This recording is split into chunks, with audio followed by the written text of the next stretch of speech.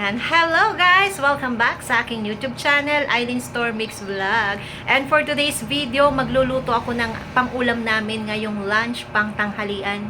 Yan. So, ang lulutuin ko ay lutong Batanggenyo, yung sinugaok. Yun ay isa sa mga delicacy dito sa Batangas, sinugaok.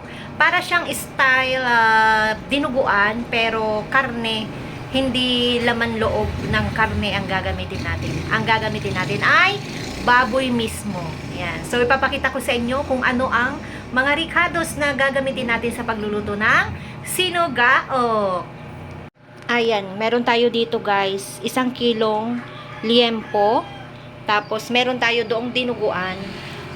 Kulang pa sana to eh. Kaya lang, ito lang talaga yung available nila. Kasi bagong kata ito, bagong-bago siya. At ito lang yung binigay nilang dugo. Ayan. So, meron tayo dyang dinuguan. Dugo. Dugo. Tapos, meron tayo ditong ginayat na kamatis, sibuyas, at bawang. Ayan. So, start na tayo guys ng ating pagluluto ng ating sinugaok. And igigisa muna natin yung karne guys hanggang sa maigas siya at lumabas ang kanyang sariling mantika. Ayan. Igigisa natin siya sa sarili niyang mantika. Kailangan mamula-mula siya bago natin igisa yung mga sibuyas, bawang at kamatis.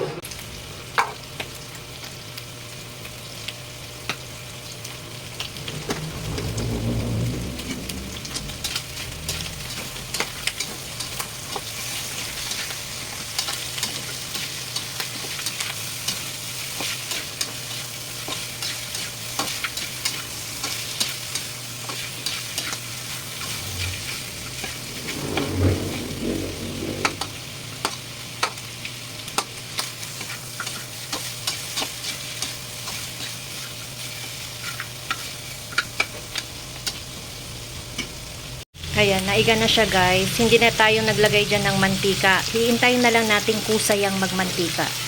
Ayan, at saka natin pwedeng ilagay yung ating mga sibuyas, kamatis at bawang. Ayan, nagmantika na siya guys. At as you can see, medyo madami yung mantika.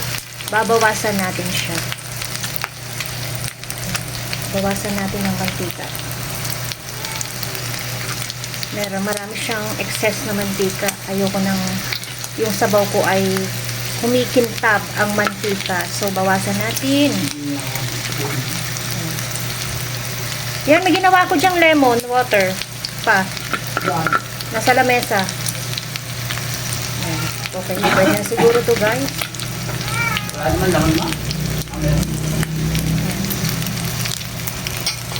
Pwede na siguro yung natirang mantikang yan.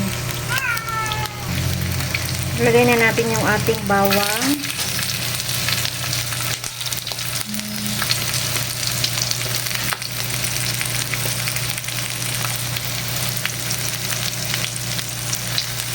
Yan. Yung bawang. Sunod na rin natin ang ating sibuyas. Sibuyas. Ang bango ng bawang guys. Bawang pa lang ang bango na. Yan.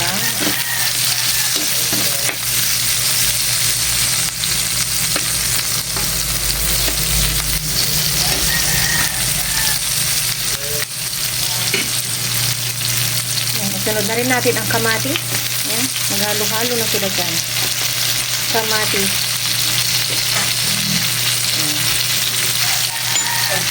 Kamatis.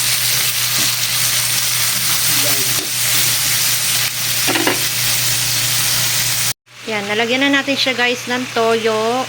Yan. Lagyan na rin natin siya ng sabaw. Yung pinaghugasan ng hugas bigas. Hugas bigas. Yan. Yan ang silbing sabaw niya guys. Yung pangatlong hugas bigas. Para malasa. Yan. Tama na yan guys. Yan. Antayin lang natin kumulo. At saka natin lalagyan ng dugo. Ayan, paluto na guys yung ating sinugaok. Nailagay ko na yung dugo. At ilagay na natin yung 2 sili. Ayan, pampabango. Ayan, konting kulo na lang and okay na yan. Ang bango guys. Lalo na nung nilagay ko yung sili, super bango. Nakakagutom. Kain na tayo guys. Kain tayo guys. Ayan, sinugaok. Ito yung niluto. Na ano? Nilahat ko? Yun nga. 1 kilo. Papa. Kain tayo. Anong kakaunti kinuto? Nilahat ko na nga eh. Wala man natira doon. Ay ka. Taste Yes, test. nagilawag-alok. Ay, umawag. Sabi ng asawa ko, Dito. nag-aalok pa daw ako, kakaunti naman na niluto ko 1 kilo lang. Kain tayo! Yan. First bite. First bite tayo guys. Taste test. Mainit pala. Tawag ng tawag yan. Yung Masarap talaga guys ang sinugao. Pero, ang masarap lang nalutuin na sinugao ay yung mga bagong katay. Pero pag yung mga bili mo na doon sa palengke, hindi ko gusto. Mas gusto ko yung bagong katay tapos bago yung dugo.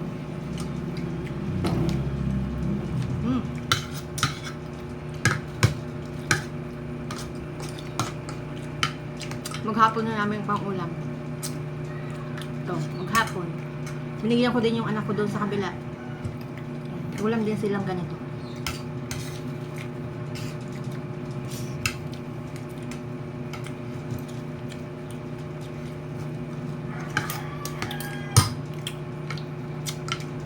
Mas masarap sana guys kung ang dugo nito ay madami. Medyo naglalapot. Pero sa mga ganyang bagong katay, konti lang yung binibigay nilang dugo.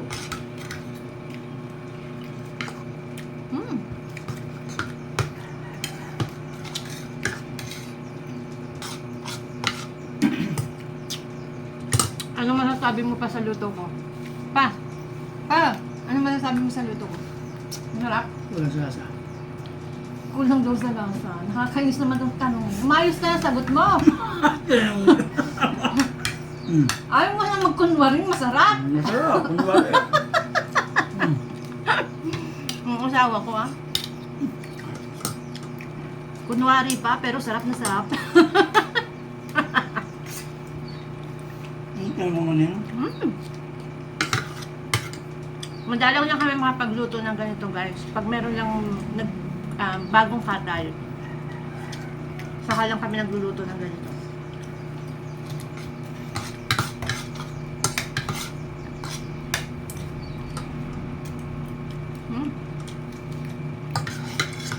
Mapapabulos talaga.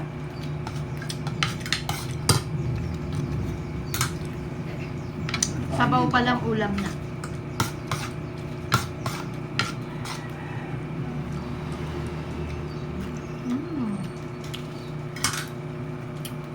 So hanggang dito na lang guys ang aking video for today. Thank you for watching and thank you for all the love and support. Bye everyone! Bubulos pa ako. Kulang ang isang sandok ng kanin. Bye!